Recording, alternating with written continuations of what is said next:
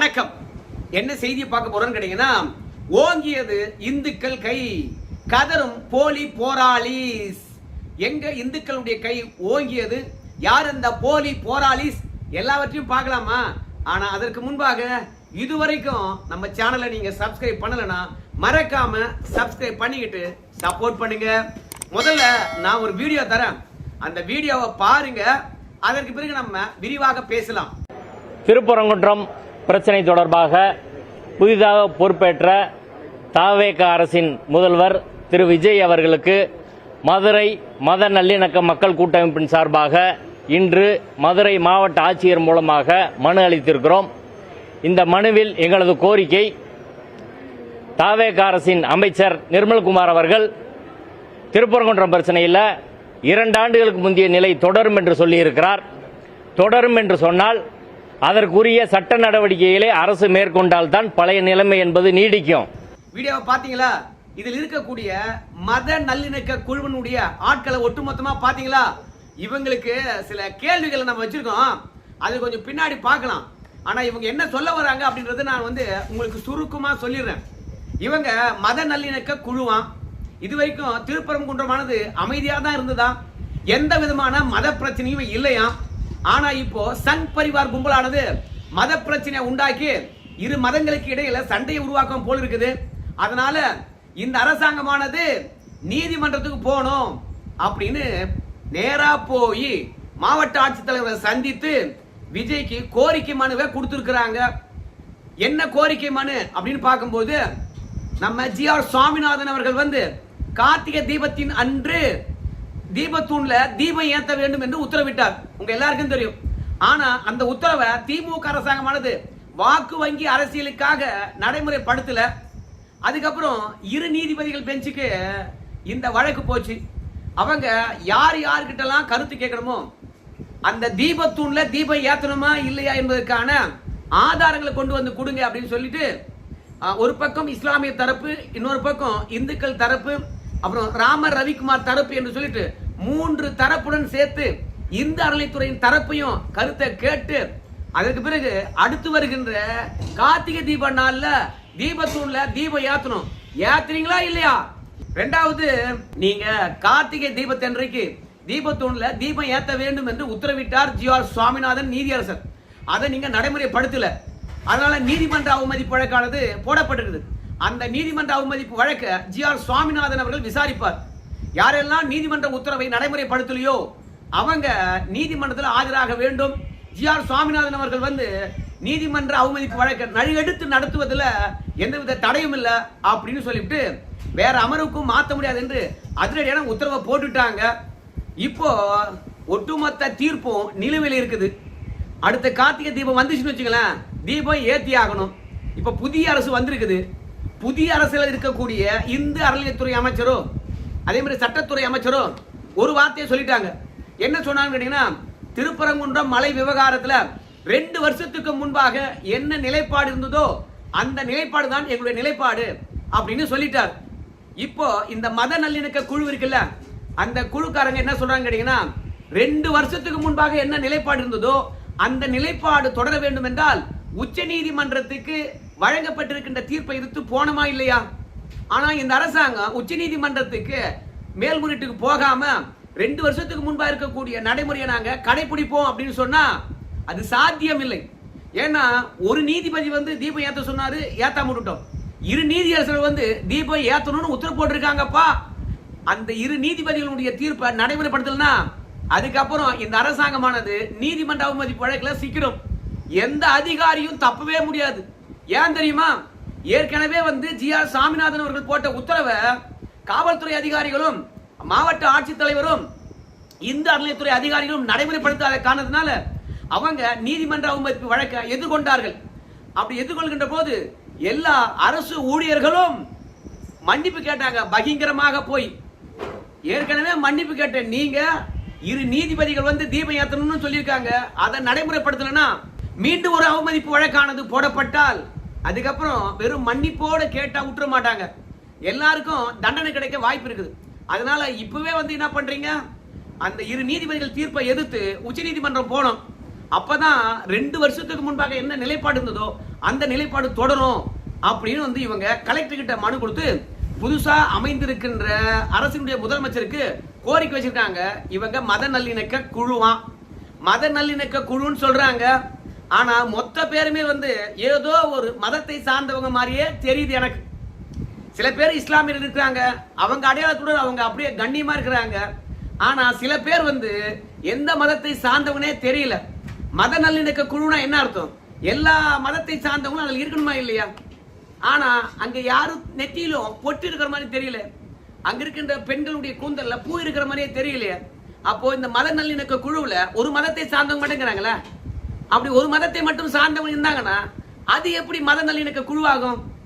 உங்க முகத்தை பார்த்தா மத கலவரத்தை உருவாக்குற மாதிரி தெரியுதா? ஏன்னா இவனுங்களுக்கு வந்து பாத்தீங்கன்னா பெண்கள் பாலியல் வன்புணர்வு நடக்குதா இந்த தமிழகத்துல, அதை பற்றி கவலையே கிடையாது. நேத்து மட்டும் ஒரே நாள்ல 5 பாலியல் வன்புணர்வு நடந்திருக்குது, உங்களுக்கு தெரியுமா? அது மட்டும் இல்ல, சமீப காலமாக வட இந்தியாவிலிருந்து வரக்கூடிய வட மாநிலத்தவர் வந்து பாலியல் வன்புணர்வு செய்ய ஆரம்பிச்சிருக்கானுங்கோ, அத்துமீறுகின்றார்கள். இந்த அரசாங்கமானது வெளி மாநிலத்திலிருந்து வராங்க தெரியுமா? அவங்கள பற்றியான முழு தரவு இருக்குதா? எதுவுமே தெரியல. வர்றான், சில்முசம் பண்றான், சீரழிக்கிறான், கிளம்பி போயிட்டே இருக்கிறான். நீங்க தப்பு நடக்குதுன்னு வச்சுங்களேன், நடந்த பிறகு நடவடிக்கை எடுப்பதை விட நடக்கிறதுக்கு முன்பாக நீங்க தடுப்பதற்கான முன்னெச்சரிக்கை நடவடிக்கை என்ன பண்ணிருக்கீங்க? இது அண்ணாமலை கேட்கிறார். விவசாயிகளுடைய பயிர் காய்ந்தால் என்ன, இவங்களுக்கு கவலையே கிடையாது. குடிநீர் தட்டுப்பாடு, அதை பத்தி கவலை கிடையாது. அதாவது பச்சை பால் பாக்கெட்டு நிறுத்தினா என்ன, அதை பத்தி உங்களுக்கு கவலை கிடையாது. அது மட்டும் கிடையாது, எவன் கொள்ளடிச்சா என்ன, எவன் தாலி அறுத்தா என்ன, எதை பத்தியும் கவலை கிடையாது. இவங்களுக்கு இந்துக்கள் வந்து தீபத்தூண்ல தீபம் ஏத்தக்கூடாது, அது மட்டும்தான் இவங்களுக்கு முக்கியம். ஏன் சொல்ல வரேன்னு கேட்டீங்கன்னா, 2 வருஷத்துக்கு முன்பாக என்ன நிலைப்பாடு இருந்ததோ அந்த நிலைப்பாடு இருக்கும் அப்படின்னு அமைச்சர் சொல்லிட்டாராம். அதை உறுதிப்படுத்துங்க அப்படிங்கிறாங்க. 2 வருஷத்துக்கு முன்பாக என்ன இருந்தது அப்படின்னு இந்த மத நல்லிணக்க குழு சொல்லுதுன்னா, ஏன்பா அந்த திருப்பரங்குன்ற மலையில ஆடு வெட்டலாம், கோழி வெட்டலாம்பா, பலியிட்டு எல்லாரும் சமைச்சு சாப்பிட்டுருக்காங்கப்பா, அதனால 2 வருஷத்துக்கு முன்பாக இருந்த நடைமுறை அப்படியே தொடரணும்பா. அப்போ பலியிடுவதற்கு கிட்டத்தட்ட 10/10/2025 உயர் நீதிமன்றம் தடை விதித்திருக்குது. அதை எதிர்த்து உச்ச நீதிமன்றத்துக்கு போனோமா இல்லையா? தீபத்தூண்ல தீபம் ஏற்ற வேண்டும் என்று 2 நீதியரசர் உத்தரவு போட்டிருக்காங்க. அதை எதிர்த்து நீங்க உச்ச நீதிமன்றம் போகணுமா இல்லையா? அது மட்டும் கிடையாது, இந்த திருப்பரங்குன்றம் மலை முழுவதும் வந்து இந்திய தொல்லியல் துறையானது எடுத்துக்கொள்ள போகுது. அப்படி எடுத்துக்கொள்ளுகின்ற பொழுது இஸ்லாமியனுடைய கருத்து கேட்கணுமா இல்லையா? அப்போ அதை எதிர்த்தோம் உச்ச நீதிமன்றம் போனோமா இல்லையா? எதை எதிர்த்தோம் நீங்க உச்ச நீதிமன்றம் போகவே இல்லை. ஆனா 2 வருஷத்துக்கு முன்பாக இருந்த நிலைப்பாடை நாங்க கடைபிடிப்போம் என்றால் எப்படி கடைபிடிப்பீங்க? மீண்டும் நீதிமன்றத்துடன் மோத போறீங்களா அப்படின்னு சொல்லிட்டு வந்திருக்கிறவங்க 2 பேரும் பிரச்சனையே வேணாப்பா. 2 பேரும் எந்த விதத்திலும் மோதல் ஏற்பட்டா நாங்க நடுநாயகமா நின்று பிரச்சனை எந்த பக்கம் பார்த்து நியாயத்தை சொல்லி அமைதியை நிலைநாட்டுவோம் அப்படின்னு சொன்னா மத நல்லிணக்க குழுன்னு சொல்லலாம். ஆனா இவங்க என்ன சொல்றாங்க? இஸ்லாமிய சகோதரர்களுடைய உரிமை, வழிபாட்டு உரிமை, அவர்களுடைய பாரம்பரிய உரிமை பாதுகாக்கப்படுவதற்கு நாங்கள் அவர்களோடு ஒன்றாக நிற்போம் என்பதை. அப்ப இவங்களுடைய அஜெண்டா என்னன்னு கேட்டீங்கன்னா, அதாவது இவங்க பேசுகின்ற வார்த்தையை பார்க்கும்போது இவங்க மதவெறியரா இல்ல இந்துக்களை பொறுத்த வரைக்கும் தீபத்தூண்ல தீபம் ஏற்ற வேண்டும் கேட்கறாங்களே அவங்க மதவெறியரான்னு தெரியல. ஏன் தெரியுமா? நீதிமன்றத்துக்கு ராமர் ரவிக்குமார் அவர்கள் போய் தீர்ப்பை பெற்று வந்திருக்கின்றார். போதிய ஆவணங்களை கொடுத்திருக்கார், ஆதாரங்களை கொடுத்திருக்கின்றார். அந்த ஆதாரங்கள் அந்த ஆவணங்கள் அடிப்படையில் தானே வந்து நீதிமன்றமானது தீபம் ஏத்தலாம் என்று உத்தரவிட்டிருக்குது. அப்போ நீதிமன்றத்துக்கு இந்த இடத்துல தீபம் ஏத்தனா மத பதற்றம் வரும், மத மோதல் வரும் அப்படின்னு சிந்திச்சிருக்காதா? அந்த மாதிரி ஒரு சூழ்நிலை ஏற்பட்டால் என்ன பண்றது அப்படின்னு நீதிமன்றம் யோசித்து இருக்காதா? அதனால ஏற்கனவே அங்க தீபம் ஏற்றி இருக்கிறாங்க என்பதற்கான ஆதாரம் கொடுத்து சட்டபூர்வமாக தீர்ப்பு வாங்கிட்டு வந்த பிறகு கூட தீபம் ஏத்தினா பிரச்சனை வரும். ஆனா நாங்க இஸ்லாமியர்களுக்கு ஆதரவாக தான் களத்துல நிற்போம் அப்படின்னா என்ன அர்த்தம்? ராமர் ரவிக்குமார் எல்லாம் வந்து சங் பரிவார் கும்பலாம் மத மோதலை உருவாக்குறதுக்காக இந்த மாதிரி நீதிமன்றத்துக்கு போய் தீர்ப்பு வாங்கி வந்துருக்காங்களாம். 300 வருஷமா வந்து பாத்தீங்கன்னா உச்சி பிள்ளையார் கோயில தான் தீபம் ஏத்திட்டு இருக்காங்களாம். ஏயா 300 வருஷமா ஏத்தக்கூடிய நடைமுறையை மாத்தலாமா அப்படின்னு இவங்க கேள்வி கேட்கறாங்க. நாம என்ன சொல்றோம் கேட்டீங்கன்னா, 300 வருஷத்துக்கு முன்பாக எங்க தீபம் ஏத்தினாங்க அதை சொல்லு. ஏன் 300 வருஷமா வந்து இப்போ உச்சிப்பிள்ளையார் கோயில் ஏத்துறாங்க? அந்த இடத்துல மோட்ச தீபம் தான் ஏத்துவாங்களாம், இறந்தோருடைய நினைவாக.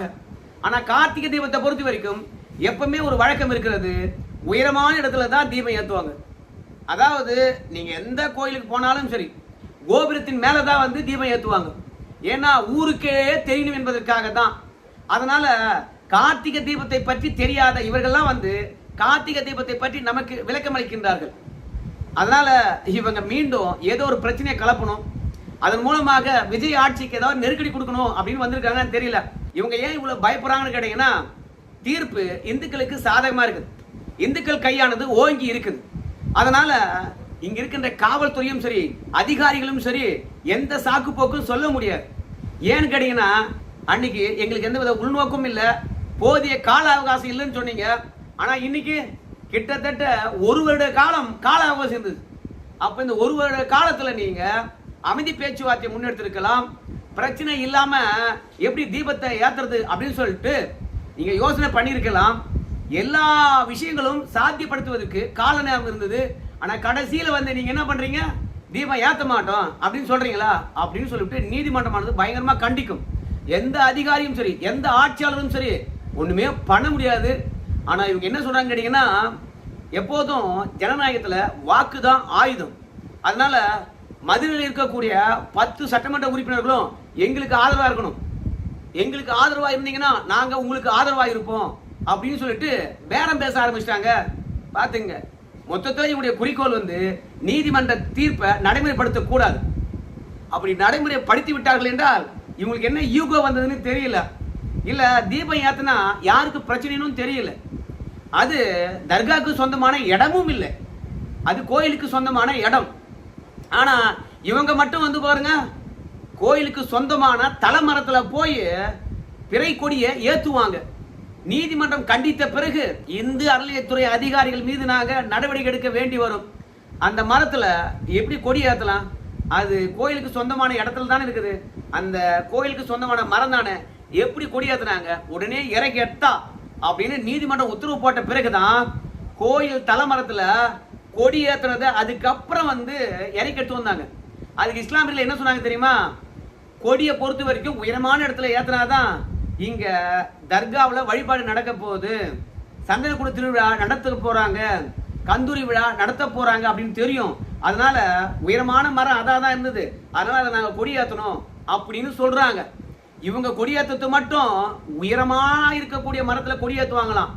அது கோயிலுக்கு சொந்தமானதா இருந்தாலும் பரவாயில்ல, இந்து அறநிலையத்துறைக்கு சொந்தமானதா இருந்தாலும் பரவாயில்ல, ஆண்டவனுடைய தலைமரமாகவே இருந்தாலும் பரவாயில்ல, அவங்க போய் யாரையும் மதிக்காம நடு நைட்ல போய் கொடியேற்றுவாங்களாம். காவல்துறையானது அவங்களுக்கு பாதுகாப்பா இருக்குமா?